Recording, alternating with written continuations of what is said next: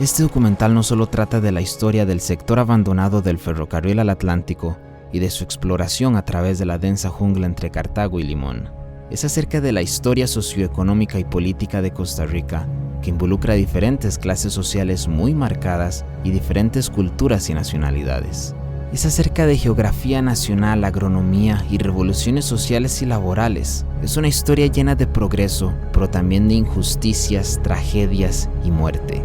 Condiciones selváticas del terreno y las enfermedades mortales como la fiebre amarilla, la malaria, hacen casi imposible el avance del proyecto. Cuenta la historia que hasta 4.000 hombres murieron en las primeras millas del ferrocarril. Es una historia de hierro y sangre que va mucho más allá que solo el ferrocarril como tal.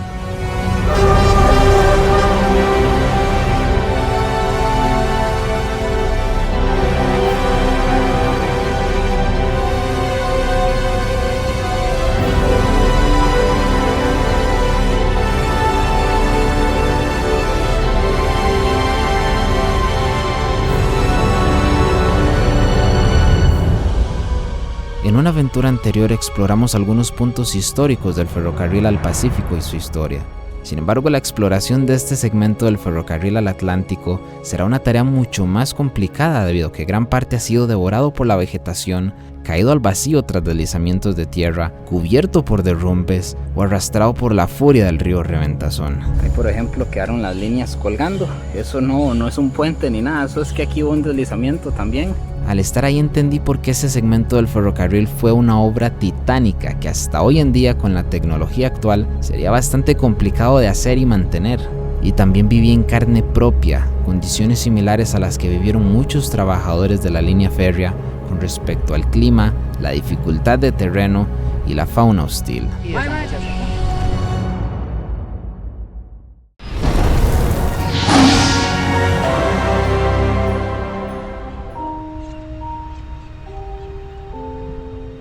Realmente lo que se dio en el año 1995 fue un cierre técnico por decreto ejecutivo, pero en realidad el Sincofer nunca cerró.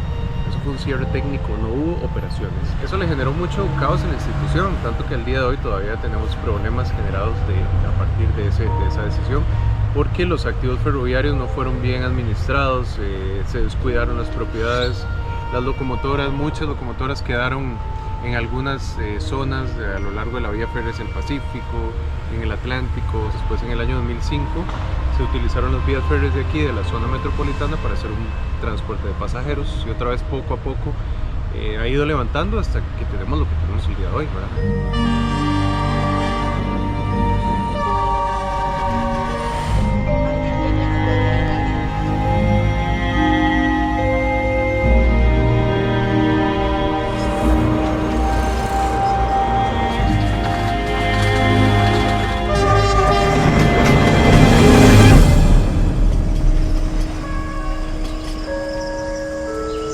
Estación Siquirres, Limón.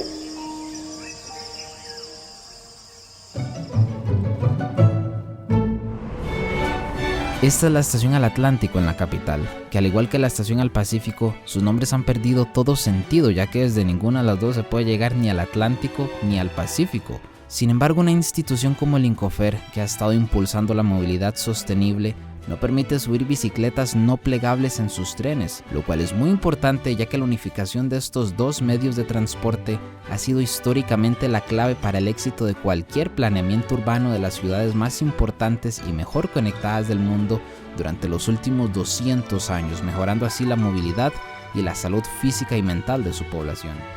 Una parte de los recursos del crédito para el tren eléctrico que ve justo esta integración entre los modos de transporte de tren y ciclista, ya sea para definir algún componente, algún espacio de andar bicicletas en los trenes o tener parqueaderos seguros en las estaciones. Lo cual son excelentes noticias, pero bueno, de momento toca pedalear desde aquí hasta Paraíso de Cartago, donde ahora sí empieza de lleno nuestra aventura.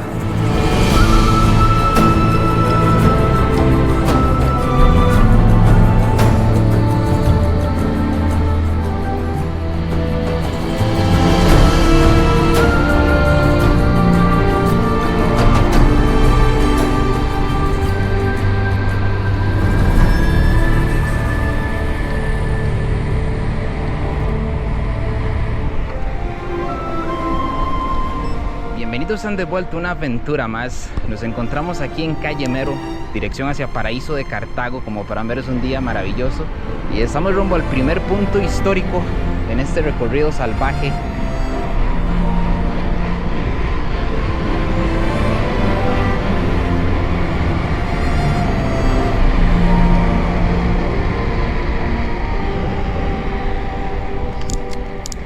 Vean este lugar aquí, qué curioso.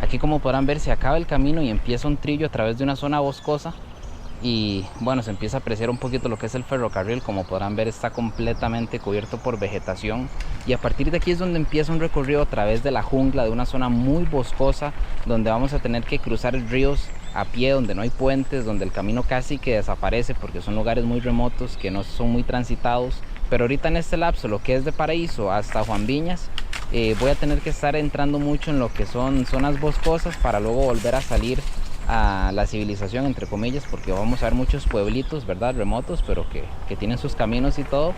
Pero a partir de Juan Viñas hasta Turrialba es pura jungla, luego retomando el camino en Peralta y luego a partir de ahí ya se hace imposible el recorrido porque ya todo está inundado por lo que es el embalse del proyecto hidroeléctrico del Reventazón, y hasta Siquirres ya se retoman otra vez las operaciones del tren de forma más o menos normal.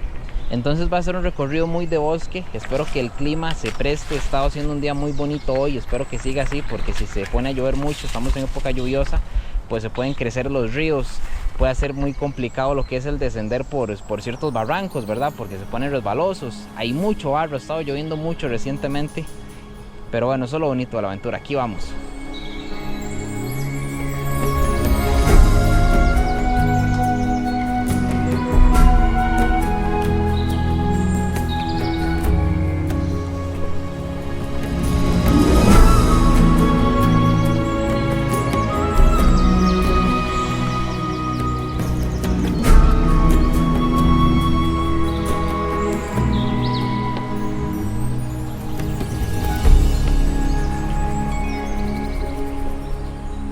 La historia de cómo las piezas de acero que forman este puente llegaron hasta acá es súper interesante. Fueron transportadas por barco desde Inglaterra hasta Limón, desde donde por trenes de vapor fue enviada hasta la estación de Río Sucio, donde terminaba el ferrocarril en aquel entonces. Y como a partir de ahí ya el tren no continuaba más hacia el interior del país, las pesadas estructuras de acero se descargaron en la extinta aduana de Carrillo, un pueblo que ya no existe, un lugar muy interesante con muchísima historia también, y desde ahí las piezas se amarraron a grandes carretas de madera que para moverlas requería la fuerza de unas 12 yuntas de bueyes. Este convoy de bueyes subió por el histórico camino de Carrillo, subiendo desde abajo de la hondura por una geografía muy accidentada hacia el Alto de la Palma para así subir al Valle Central. El viaje de tan masivo grupo de bueyes por aquel terreno tan complicado tardaba tanto que el telegrafista debía alertar a los viajeros del Valle Central para que no bajaran por el sendero durante la subida de las carretas.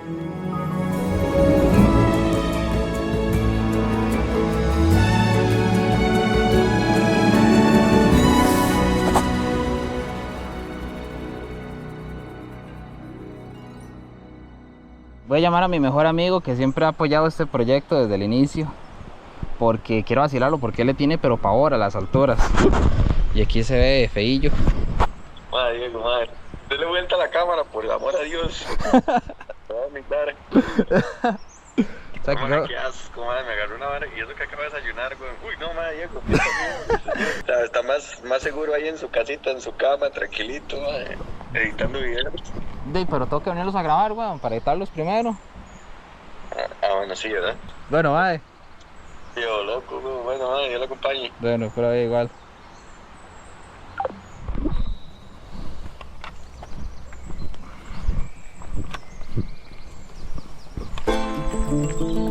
Bueno, continuamos con el viaje. Siguiente destino, Santiago de Paraíso de Cartago, a unos 12 kilómetros de aquí. Aquí vamos.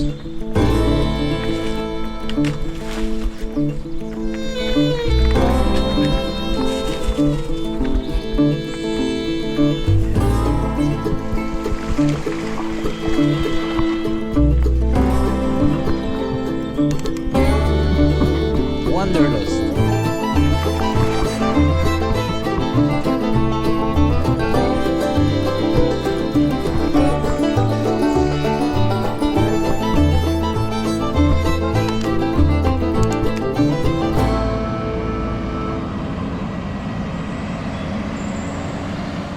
Este es el antiguo comisariato de Santiago, un establecimiento que durante gran parte del siglo XX, aprovechándose del ferrocarril y su cercanía con la estación, abasteció a trabajadores y familias de la comunidad. Aquí se conseguía desde alimentos y ropa hasta herramientas y medicinas.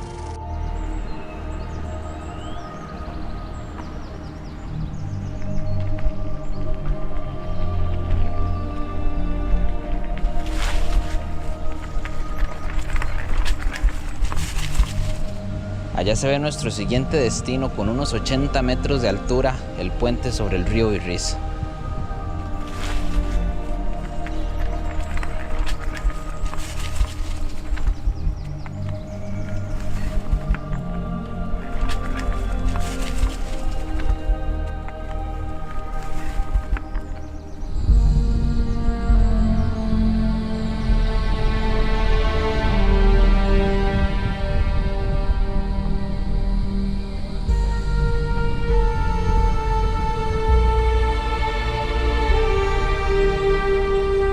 El puente ferroviario sobre el río Virriz es una de las obras de ingeniería más emblemáticas de la historia ferroviaria costarricense. El puente fue la obra final necesaria para unir definitivamente el Valle Central con el puerto de Limón. Muchos trabajadores de hecho estaban con mucho miedo de cruzarlo por su altura de 80 metros, entonces se cuenta que Minor Keith decidió subir él mismo en la parte frontal de una locomotora y atravesar los 220 metros del puente, demostrando así su confianza en la obra. El puente fue fabricado por la empresa británica Westwood Bailey & Company en London, justo la misma empresa que fabricó las piezas de la Torre Eiffel. Sus piezas viajaron por barco hasta Limón y luego fueron transportadas por el propio ferrocarril, esto en 4 grandes secciones que viajaron hasta el cañón del río Virriz, a donde ya llegaba el ferrocarril en ese entonces. Existe un mito muy popular que afirma que el puente fue construido con sobrantes de la Torre Eiffel. Sin embargo, los historiadores consideran que no existe evidencia que respalde esa historia más allá de que tanto las piezas del puente como las de la Torre Eiffel fueron hechas en la misma fábrica. Buenas. ¿De qué manera? Y uno aquí exponiéndose al peligro. ¿Verdad que sí? ¿No caballos? ¿Sí son rescatistas ustedes? Trabajamos con la Quilón. Qué dicha, ya tengo quien me junte aquí entonces.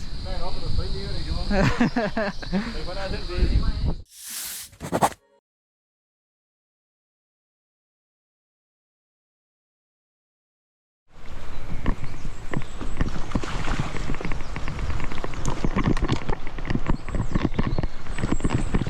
Este es el puente de Quebrada Honda y a diferencia de lo que hemos estado viendo con respecto a los deslizamientos de tierra, aquí pasó todo lo contrario, y es que al otro lado del puente hubo un derrumbe y la línea del tren se encuentra bajo tierra. Como podrán ver, está todo cubierto por vegetación y no se puede continuar por acá, entonces va a tocar cruzar el río desde abajo.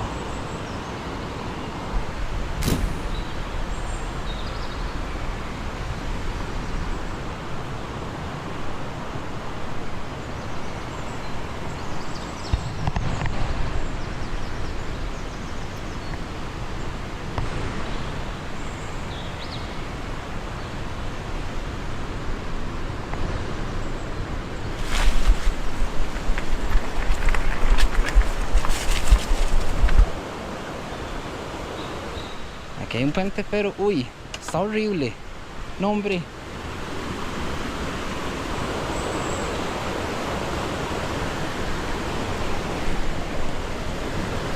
Bueno, buscar ruta alterna.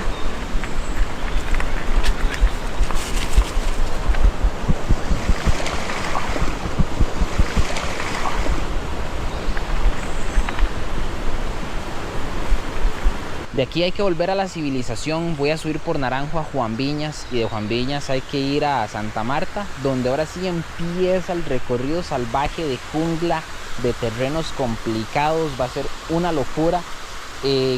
No son tantísimos kilómetros, pero sin embargo no creo que me vaya a alcanzar el día para llegar a Turrialba de día. Muy probablemente lleguemos ya anocheciendo al atardecer, porque realmente el terreno es bastante salvaje, pero eso es lo bonito realmente de este recorrido. Pero bueno, de momento vamos para Juan Viñas, vamos a ir a conocer ese bonito pueblo y donde nos vamos a encontrar con nada más y nada menos que el profe Encleta. Así que se viene buena colaboración.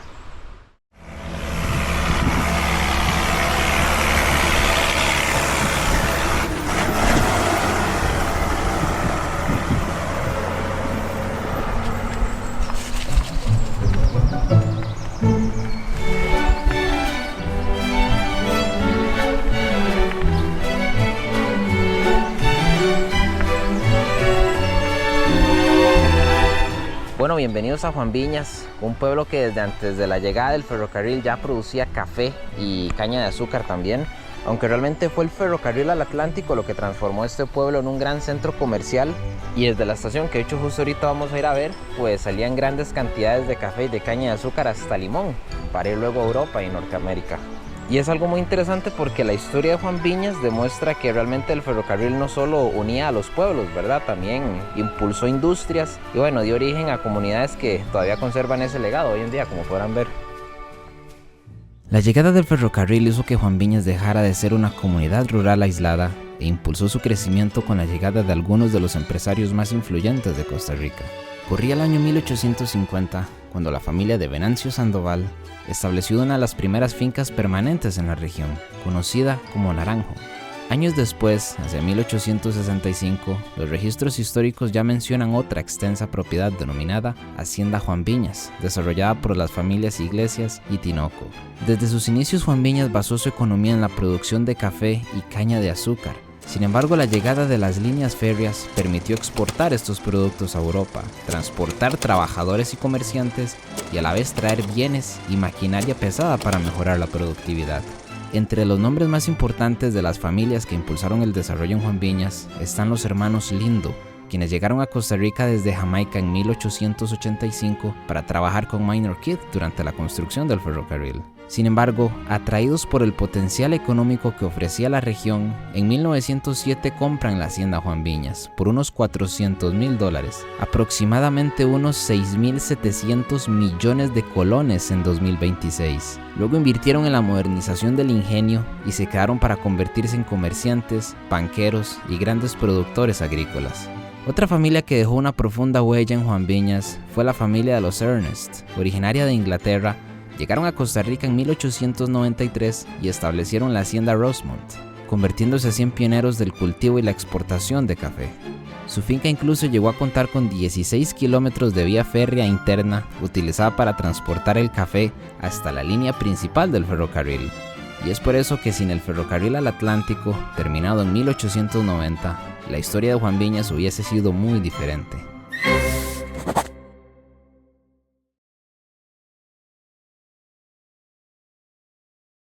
Esta hacienda tiene una particularidad y es que llegó a controlar prácticamente toda la vida económica de la comunidad, porque no era solo un ingenio o una finca que daba trabajo y ya, sino que era un verdadero enclave agrícola y bueno, todas las familias que vivían aquí dependían básicamente de un único patrono, ¿verdad? Para trabajo, para vivienda, para sustento. Hombres, mujeres, incluso menores de edad, niños, trabajaban bajo condiciones muy duras, con escasez de capacidad de negociación laboral y es una situación que de hecho en el año 1977 desembocó en la histórica huelga del 77, ¿verdad? Y realmente ese fue uno de los conflictos laborales más importantes del país, especialmente para esta zona. Y esto realmente contrasta mucho con la imagen de prosperidad, ¿verdad? Que dejó el auge del azúcar. Y es que no todo fue color rosa, ¿verdad? Realmente fue muy unilateral el crecimiento aquí. Y ni que hablar de las bananeras, ¿verdad? Que luego es otro tema que vamos a tocar más adelante. Que sí, que el ferrocarril trajo progreso, pero básicamente hizo enclaves económicos a lo largo del país también. Buenas. ¿Qué me dice, Diego? Todo bien, va, mucho gusto. Pura vida. Mae, ¿qué? ¿A qué hora pasa el tren? Mae, yo creo que hay uno que pasa a las 11. Porque me dijeron que el último pasó en el 22 de abril de 1991. Esperemos que hoy sí pase. Ya. Pero vida. Todo bien, man. Es un gusto. Pero vida. Este man con las polainas. Ma, pero eso se dejó usar en la Primera Guerra Mundial ya. Y este man anda pantalón largo, por lo menos. Yo no. Yo vengo preparado. Eso es anti-mordedura de culebra. Eso es para la nieve. Ay, fue pucha, yo no sé para dónde vamos ahora entonces. Yo pensé que íbamos para Turrialba. Ay, ni se ve nieve.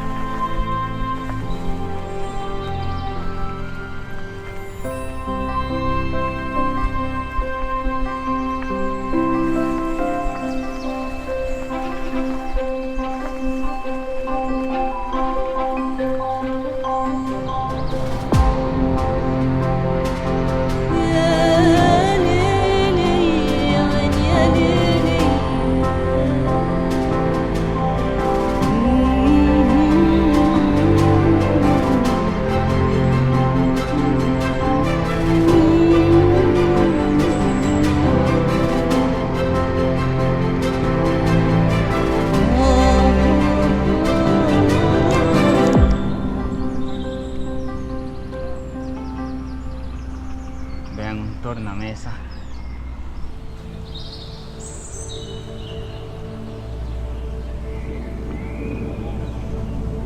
Esto es Santa Marta, conocida antiguamente como el Infiernillo, nombre que hacía referencia a las dificultades que sufrieron los trabajadores del ferrocarril en una zona tan complicada geográficamente y tan caliente. Justo aquí es donde se encuentra la estación principal de Juan Viñas, que fue tan importante que hasta contaba con un cobertizo y un tornamesa para girar las locomotoras de vapor.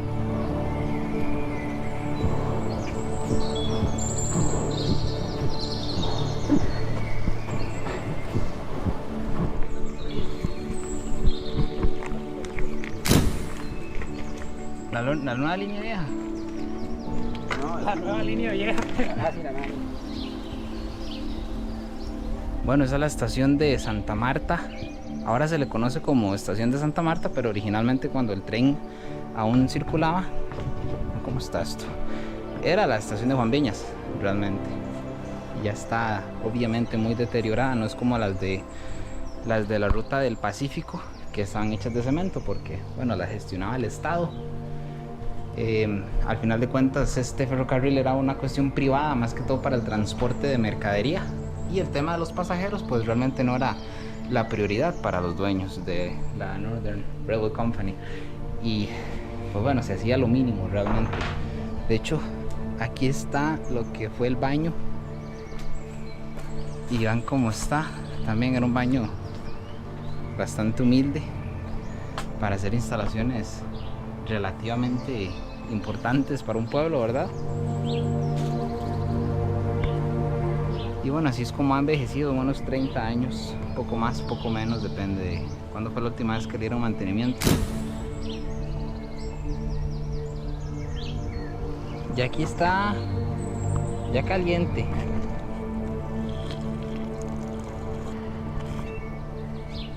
Y aquí abandonamos la civilización del todo. Bueno, nos da la gloria, digamos. La gloria tampoco así como que civilización tampoco. Aquí hay que meternos. Ahora sí empieza lo chido.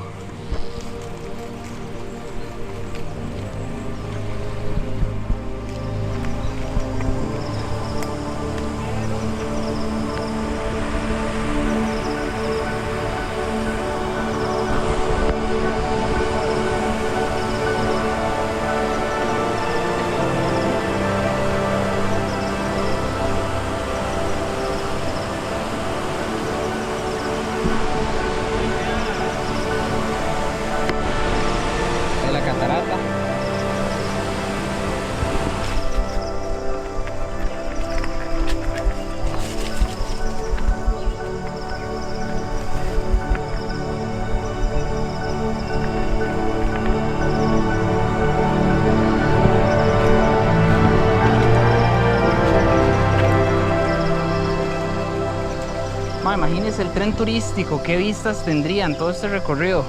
Ahí yo montado en la máquina, con la ventana acá, igual a mí me daría vértigo.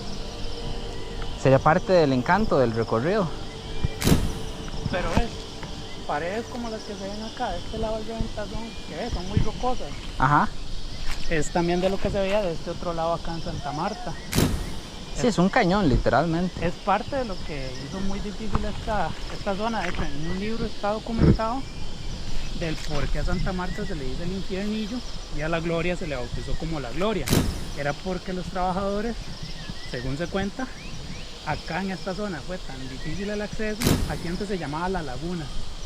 Entonces tener que botar paredes de piedra, el terreno muy difícil, los peligros, los derrumbes, la humedad, el calor, generaron también muchas enfermedades, brotes de fiebre amarilla, de malaria, y entonces aquí enfermaba y moría mucha gente.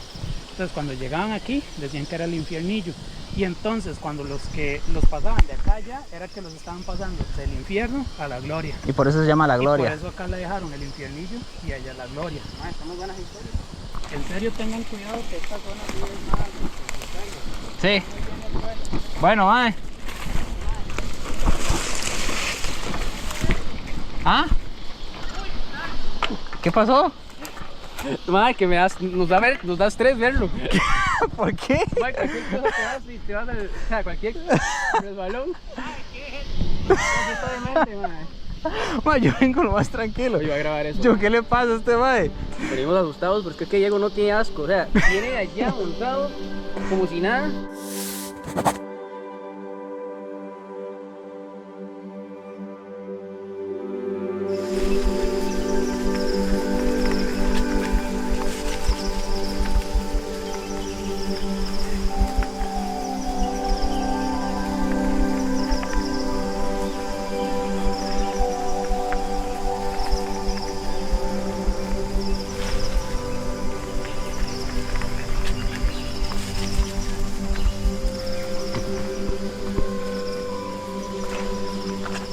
Dios mío.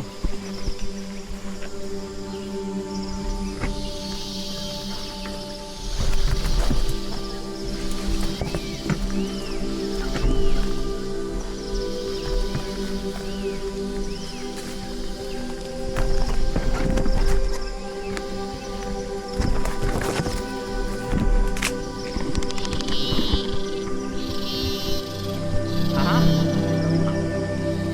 Congo.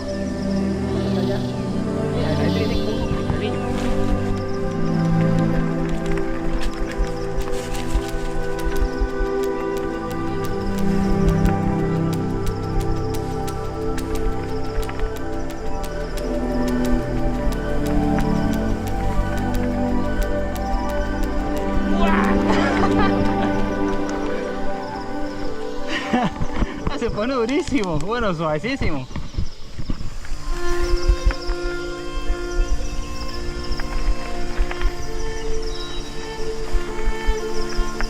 A unos 4 kilómetros de Juan Viñas, bajando por el cañón del río Reventazón, se encuentra el pueblo llamado La Gloria, un pequeño pueblo aislado geográfica y socialmente del resto del país, con pocas oportunidades de crecimiento y progreso, donde generaciones enteras han vivido en completa dependencia de la hacienda Juan Viñas. En un lugar tan apartado, donde por las noches la oscuridad, el silencio y la distancia entre poblados forman parte de la vida cotidiana, ha surgido una tradición oral con historias de luces misteriosas en los caminos tan solitarios, espíritus que se aparecen como la chancha en Juan Viñas y otro montón de historias más. Sin embargo, lo más triste de este pueblo no lo cuentan las leyendas, sino la historia real. Durante décadas esta zona llegó a registrar una de las tasas de suicidios más altas del país, con cifras muy superiores al promedio nacional. Debido a esto, investigadores le llaman el fenómeno Juan Viñas. No podemos afirmar las causas puntualmente, pero es muy probable que el aislamiento, la falta de servicios y recursos y otros factores socioeconómicos hayan sido la razón.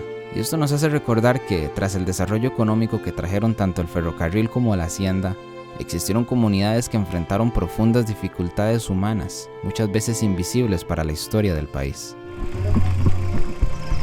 Buenas.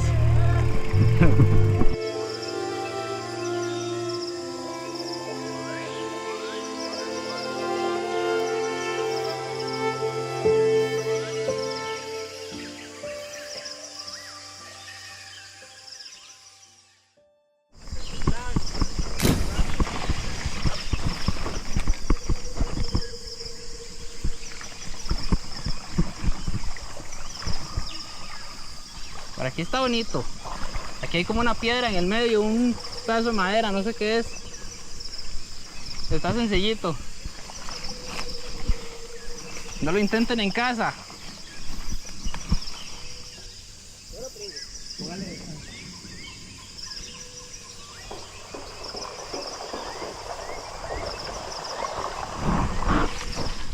Hay que ir por aquí, se supone.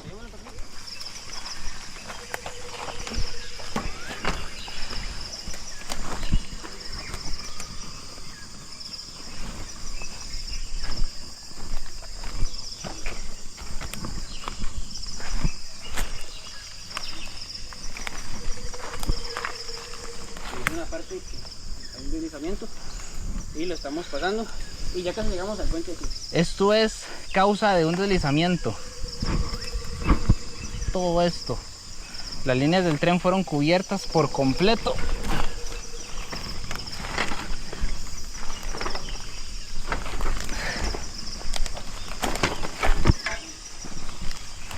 Y nosotros dijimos, ok, aquí freno de atrás. Bien. Aquí pedal arriba, freno de atrás, pero adelante. Bien. Esta bici donde la he llegado a meter yo todas las cosas. Nada.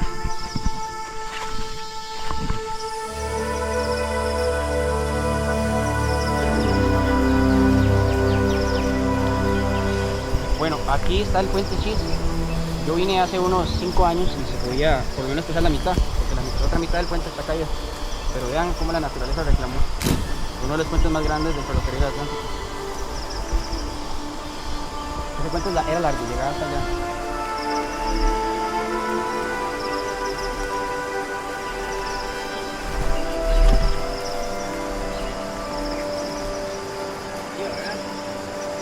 Igualito al de allá, el de Paraíso.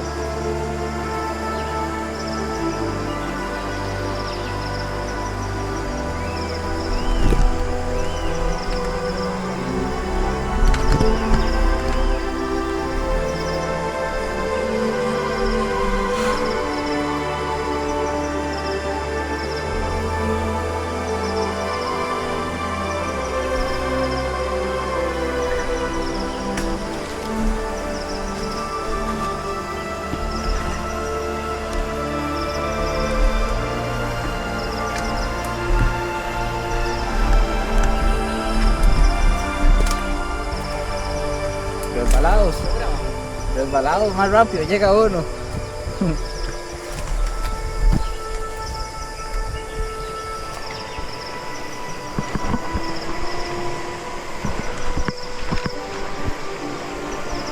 Vean cómo está la bici. Le hace bueno una buena bañada.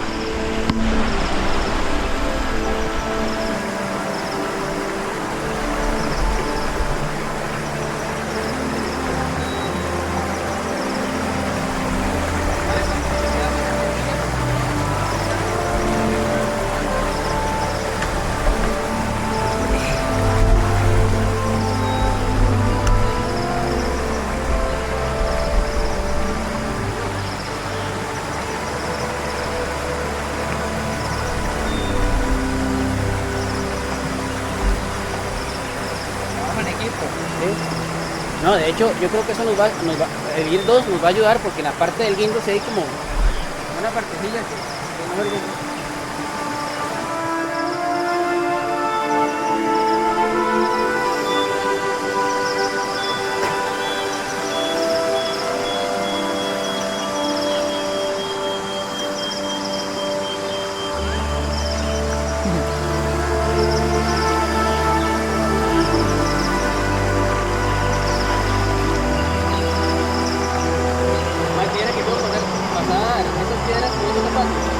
Me imagino.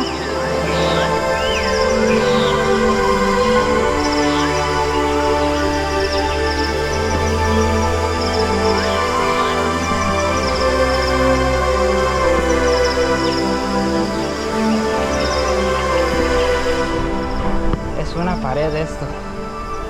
Uy, pucha, allá va el profe, con la bici al hombro.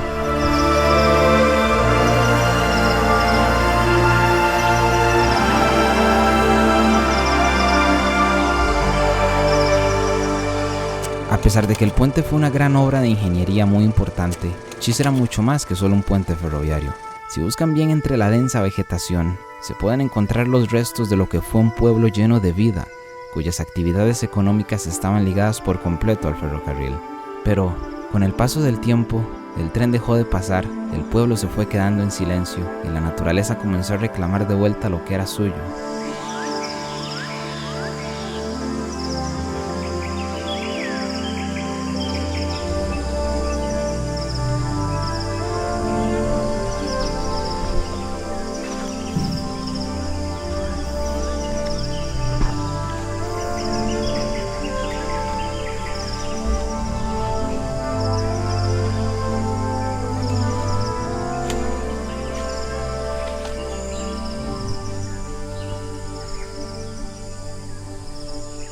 Como ese árbol creció aquí adentro tan rápido, ¿verdad? Unos 30 años. Es un árbol grande ya. Y estos también aquí en medio.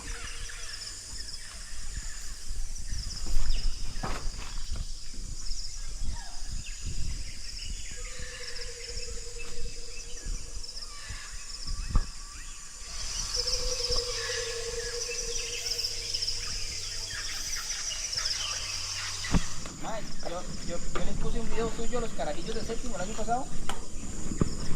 Pero pues, el video muy bueno porque era de educación vial. Ajá. Yo les puse la pelota de mal. ¿Con qué? Que bueno, en 2 ocasiones dije una mala palabra. Ajá. Los carajillos. Como podrán ver acá justo estoy en un puente que casi que es invisible por la vegetación. Pero ahí cae el terreno. Ahí también, ahí están los muros.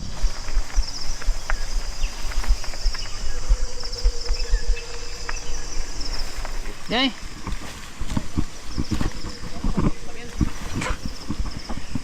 ¿Qué le pasó? No vi la piedra. Ah, ¿cuál piedra? Yo tampoco la vi. Vale el hueco que me fui, madre. Ay, madre, yo vi ese La santísima. hueco y dije, madre, no creo que vaya a caer. Qué lindo, ¿verdad? Los paisajes que se tuvieron que haber visto en el tren.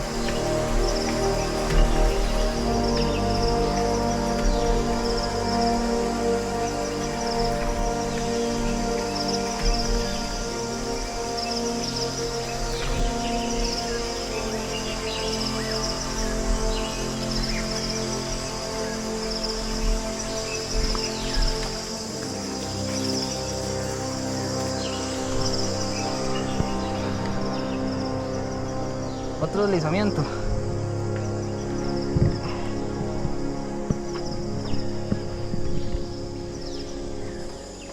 Aquí se ve un poquito más del deslizamiento. Eso de ahí no es un puente, eso es la línea férrea que quedó guindando. Esto era tierra firme.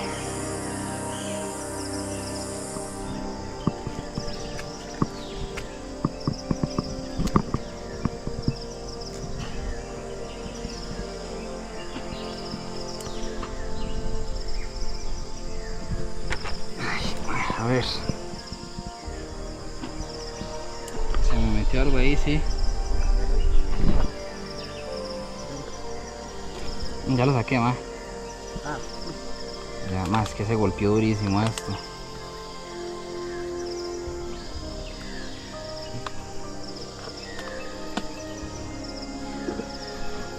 Qué madre, ¿ah?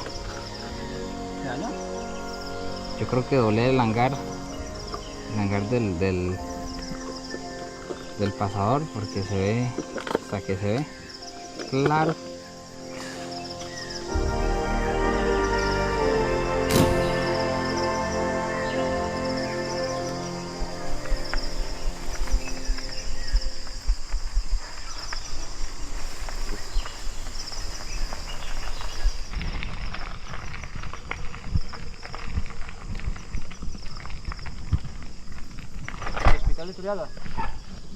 Hospital fue tan largo. Es que, mae, ahí hay un montón de distritos.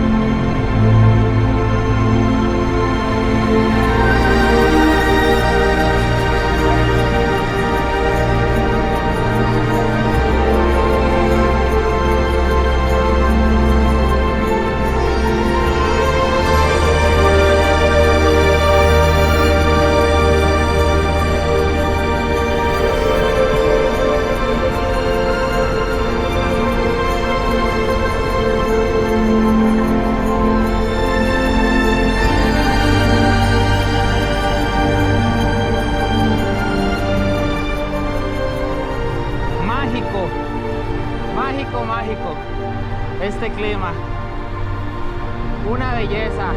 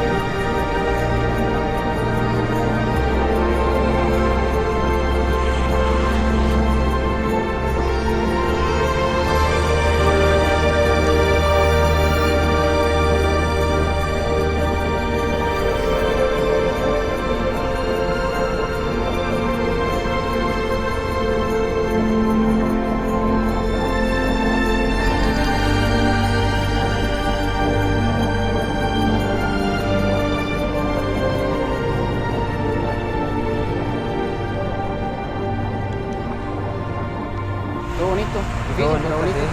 Una gran aventura. Ya no vuelvo a pasar por ese lado de Chile, esa fue la última. Ya estuvo jodido, Demasiado. complicado. Y no, man, muchísimas gracias ahí. Nos estamos viendo, ojalá. Futuras aventuras. Tony.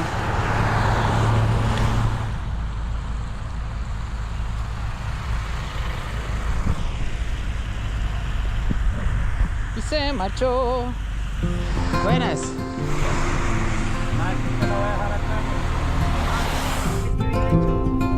Demasiado, y llevamos sol como locos. Esta ladrada. Qué bonito, man. Después de despedirme del profe, mi amigo Stevens, que temprano estuvo con nosotros en Juan Viñas, vino por mí, ya que me invitó a cenar y me dio posada para poder continuar con nuestro viaje al día siguiente. A Stevens lo conocí en el video anterior en el Cerro de la Muerte, de hecho, y quedamos en hacer algo cuando viniera a Juan Viñas. Qué pequeño que es Costa Rica, ¿verdad?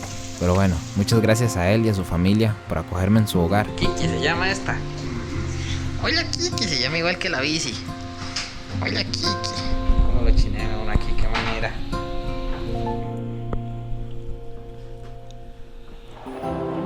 Ya que en esta parte del video hicimos una pausa en nuestra aventura, me gustaría hablar de algo muy interesante.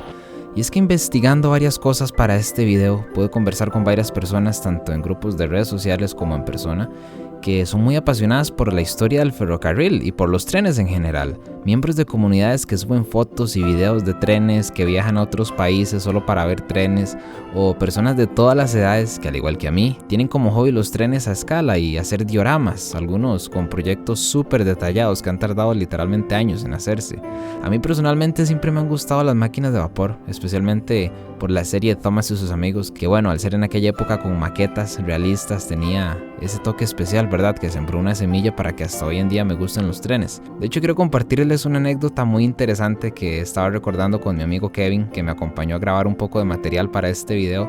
Y es que él y yo estábamos de pequeños jugando en la sala de mi casa, estábamos en época de Navidad y estábamos jugando con los trenes de Coca-Cola, que los teníamos todos y hacíamos ciudades y todo, bueno, súper chiva. Muchos de nosotros realmente nos apasionamos por los trenes gracias a este trencito de Coca-Cola, creo. Y la cosa es que queríamos hacer nieve, queríamos hacer como un pueblo con nieve y no teníamos nieve, entonces lo que hicimos fue rayar un montón de estereofón que había por ahí y claro, quedó la sala toda llena de nieve. Hicimos un desastre, pero bueno, recuerdos que nos quedan. Y simplemente, tanto a niños como a adultos, a todos nos maravillan tan impresionantes máquinas que han impulsado la historia moderna de la humanidad.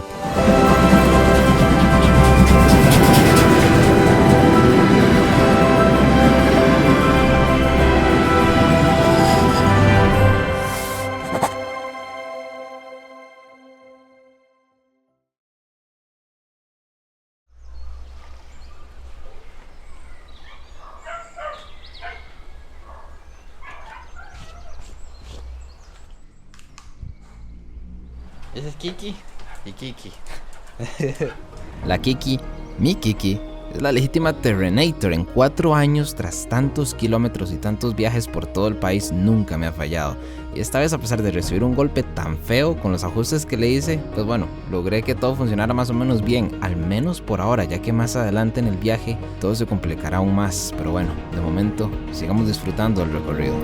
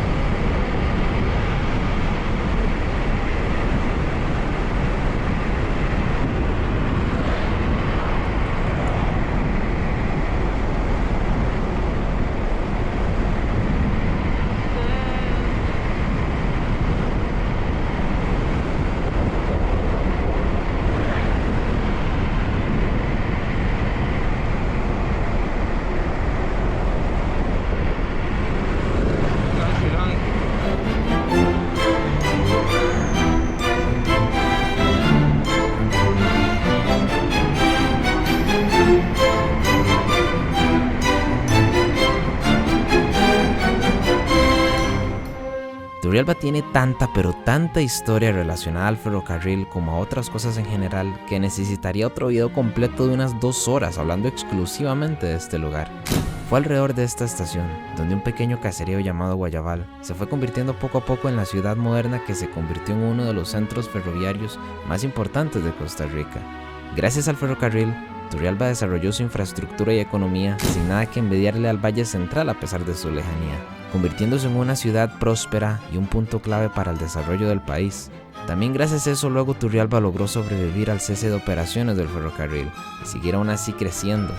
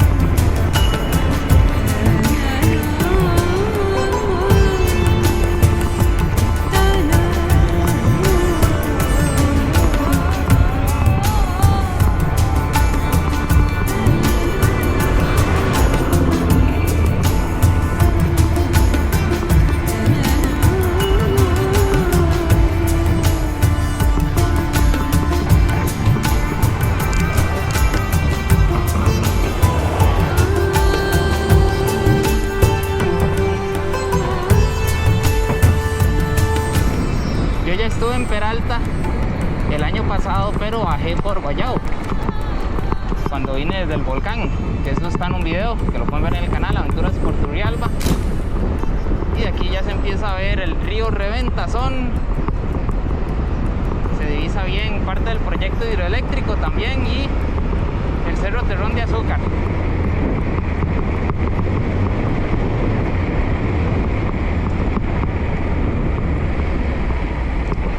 Estas bajadas están bonitas, pero luego subirlas de vuelta, ay, ay, ay.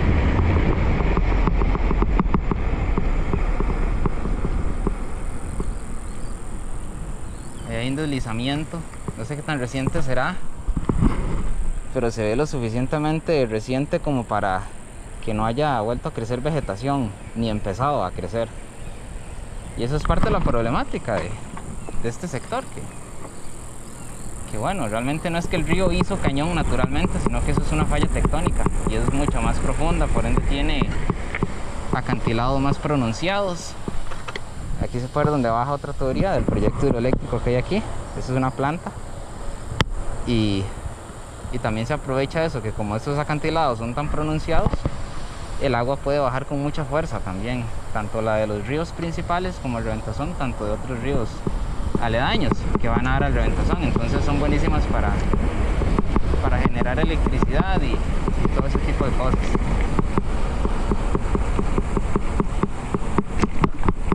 Pues aquí por donde estoy yendo ahorita mismo es por donde iba el tren realmente, y justo aquí hay un puente que era del tren. Mientras Turrialba crecía al ritmo del tren, miles de trabajadores se enfrentaban condiciones extremadamente duras para hacer posible aquella obra. Entre ellos estaban cientos de inmigrantes chinos, protagonistas de uno de los capítulos más oscuros y casi oculto de la historia de Costa Rica. El 1 de febrero de 1873, un total de 653 chinos de la región de Macao llegan a Punta Arenas para trabajar en la construcción del ferrocarril. Esto en un principio bajo las mismas condiciones y con las mismas garantías laborales que tenían los costarricenses. Pese a que esto fue un decreto aprobado por el Congreso de la República, el trato para con los chinos fue brutalmente discriminatorio. Se les pagaba un salario equivalente a apenas un 20% de lo que ganaba un trabajador tico. Solo tenían derecho a 3 días libres al año y tenían jornadas laborales de hasta 12 horas diarias. Todo esto, más la comida servida en sus campamentos de muy mala calidad y ser expuestos a la venta de opio por parte de la misma compañía para hacerles mantener cierto nivel de productividad.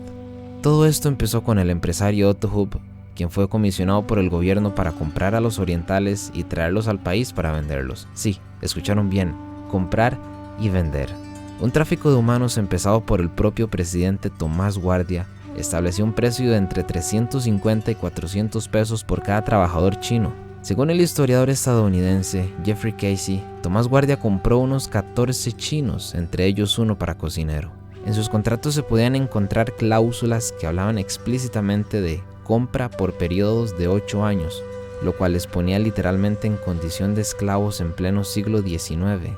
El 5 de febrero de 1874, los chinos se alzaron en huelga y se negaron a trabajar bajo tan malas condiciones.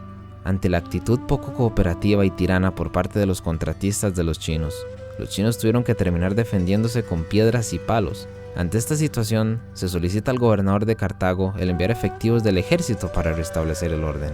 Se envió una tropa de 25 hombres, quienes al llegar por la noche al campamento de los chinos ya descansando, abrieron fuego indiscriminadamente, matando a unos 8 e hiriendo a unos 20, quienes de hecho fueron luego encarcelados. Para cuando se terminaron los trabajos del ferrocarril, de 653 chinos, solo volvieron 189.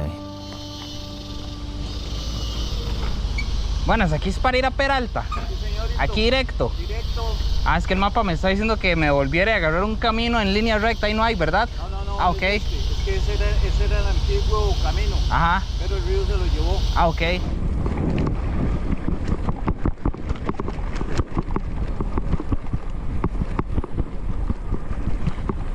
¿Cómo estoy haciendo brazos hoy y ayer?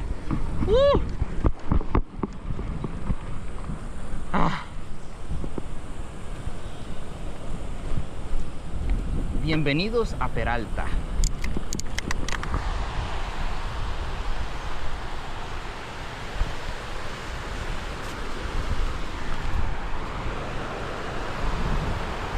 Van como al río de Bravo.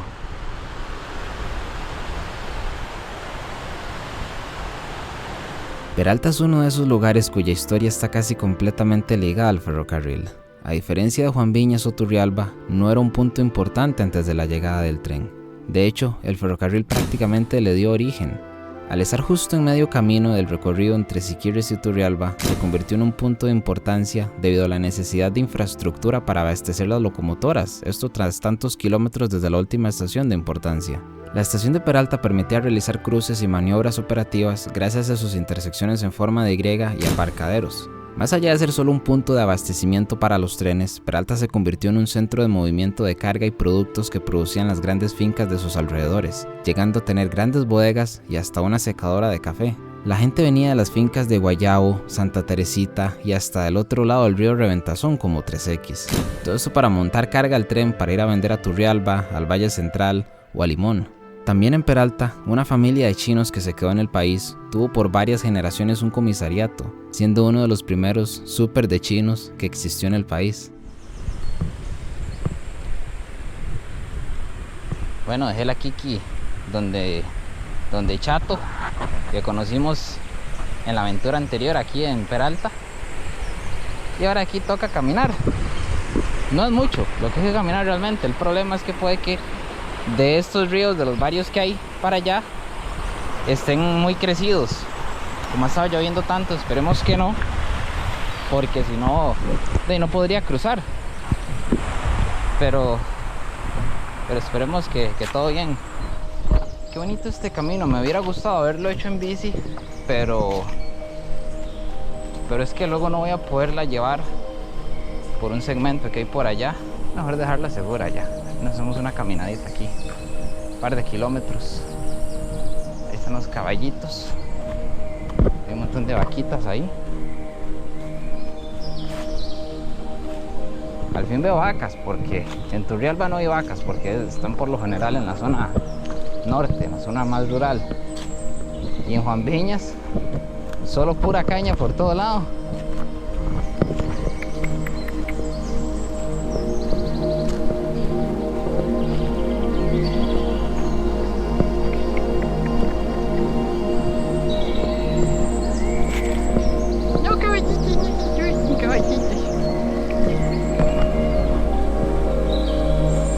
Estás viendo.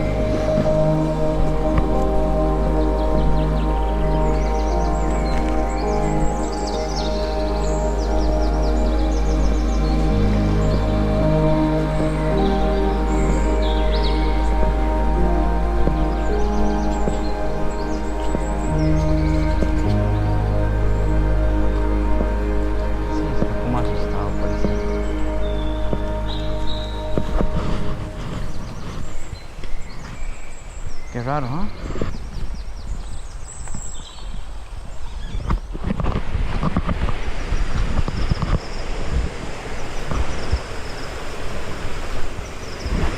Se cayó un árbol bien grande ahí y lo voy a aprovechar para cruzar.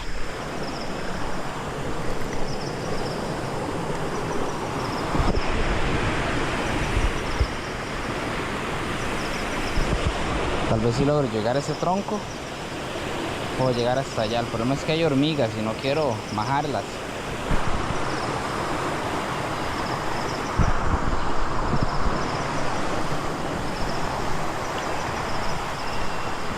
Era un buen árbol. Era grandísimo este árbol. Eso era un puente que había aquí. Ya se lo ha llevado el río.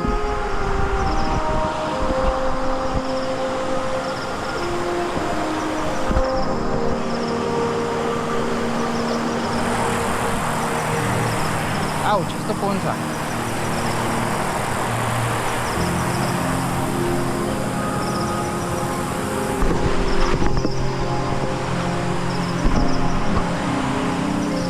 Ok, primer río.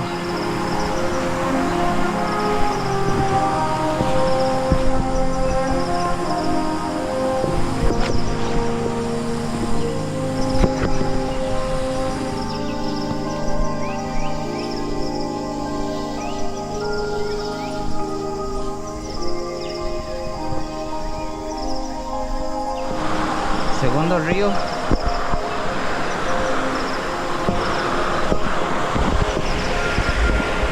Está cruzable también.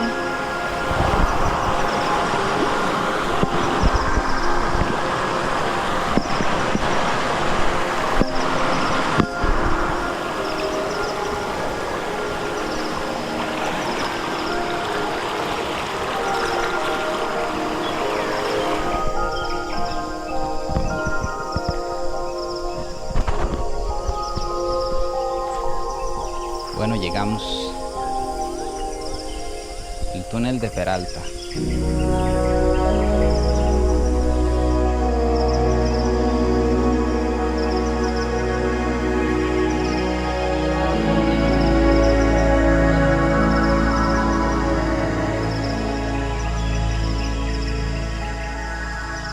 Luego de este túnel, que se llama el túnel Camp, está Bonilla, Pascua, el Codo del Diablo y un túnel muy curioso que es el túnel Curvo. El túnel Curvo, a diferencia de este o el túnel de Cazorla, es que es un túnel falso. Lo hicieron a la par de un acantilado, sabiendo que poco a poco iba a ir derrumbándose sobre la línea férrea, y básicamente lo hicieron previniendo los derrumbes, que les resultó de maravilla. Este túnel fue hecho en 1936, fue una obra bastante más moderna que el ferrocarril como tal, y eso fue porque realmente el río Reventazón aquí se pasó llevando absolutamente todo. Entonces, una de las tantas complicaciones y una de las razones por las cuales se prefirió hacer un túnel más allá que puentes o diques y todo eso, porque es que el río aquí de locos. Y aquí sí se ve que sí es un túnel real, porque aquí es de cemento y a partir de unos metros ya se empieza a ver que esto es pura roca. Ahorita puse la cámara en modo nocturno para que vean un poquito, porque el túnel está realmente muy oscuro, y pensé en traer el foco de la bici para iluminar, pero con el montón de murciélagos que hay, pues la verdad es que mejor no, mejor dejarlos tranquilos ahí, porque de hecho ya al fondo se ven donde pasan de lado a lado y mejor no molestar. Más adelante hay mucha agua, pueden haber serpientes y pueden haber bichillos que me puedan picar también. Entonces mejor no continuar más. Como les mencioné, al otro lado de este túnel, de hecho de aquí se ve, no sé si la cámara lo logra apreciar, pero ya eso es pura agua, eso está inundado todo.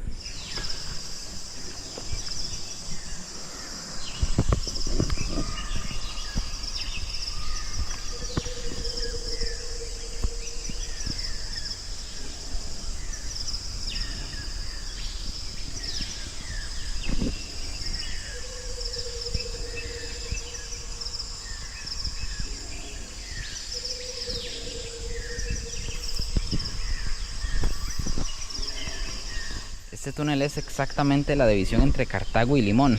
A partir de aquí ya es Limón.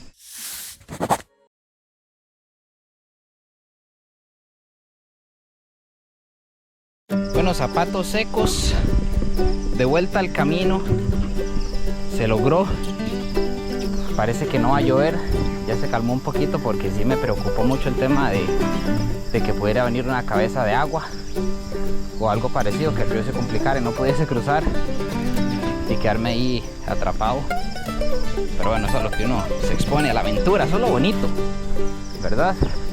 Vean cómo está aquí, de hecho, está todo húmedo, porque sí se ha estado metiendo mucho el río aquí. Imagínense.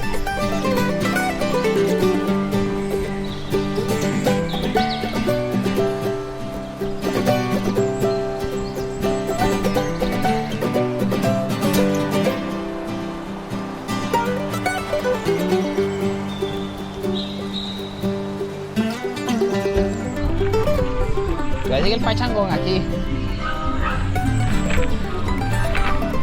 Aquí hay un museo ferroviario al aire libre. Tiene música a todo volumen aquí, entonces vamos a tener cuidado con el copyright.